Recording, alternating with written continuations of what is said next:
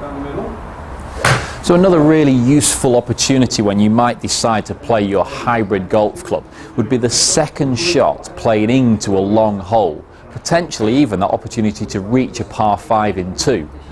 So if you're not used to reaching par 5s in 2, but you've now started to hit the ball a little bit further, or the fairways are drying out, the ball's rolling a little bit further, or even you're just playing a shortish downwind par 5, you might find yourself in range on the fairway and suddenly think, I reckon I could reach that green. Normally I'd just be playing a second shot down to then pitch on. But suddenly I think I'm inside 200 yards, 220 yards. I reckon I can get this shot on. The hybrid club might be the perfect choice for the club to take. It's going to give you enough height, it's going to give you enough distance, and potentially it's easier to swing than a long iron or a long fairway would. And if this is the opportunity you've been looking for to reach these par 5s, let's just weigh up the pros and the cons of whether it's a shot you should go for.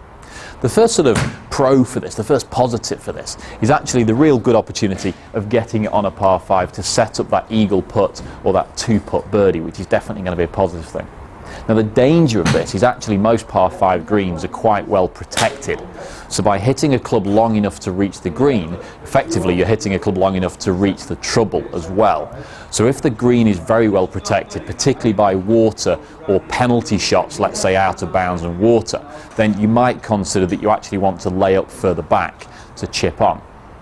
So the next sort of downside, if you like, of reaching with this hybrid club is that if you do get near the green, but you can't necessarily control whereabouts near the green you get, you might set yourself up a difficult pitch, particularly if the flag is well hidden behind a bunker and you go straight at the flag. You might not quite be on the green, you might be to the side of the green, but you might have a difficult pitch shot back on, and that could be a little bit more awkward. So sometimes you've got to consider this isn't the opportunity to go for the green. But having said that, if the flag is in the centre of the green, there's not many hazards, you can reach, we take the hybrid club, we hit one down there, that's going to be a massive confidence builder to your game, knowing that you can now get on par 5s in 2, particularly if they're relatively short and a little bit downwind. You suddenly think, that hole no longer holds a great deal of fear for me, I'm confident enough I can make a birdie on that hole. And the last deciding factor about this is, hey, it's good fun. We always want to drive the ball as far as we can. We always want to hit the second shot as far as we can. And if you can get on par 5s in 2 all of a sudden and hole putts for eagle or 2 putts for birdie, that's going to give you a real good sense of satisfaction and a lot of fun playing the game of golf. So if that's the case, then maybe utilising your hybrid club to reach a par 5 in 2 is something you should aim for next time you have a round of golf.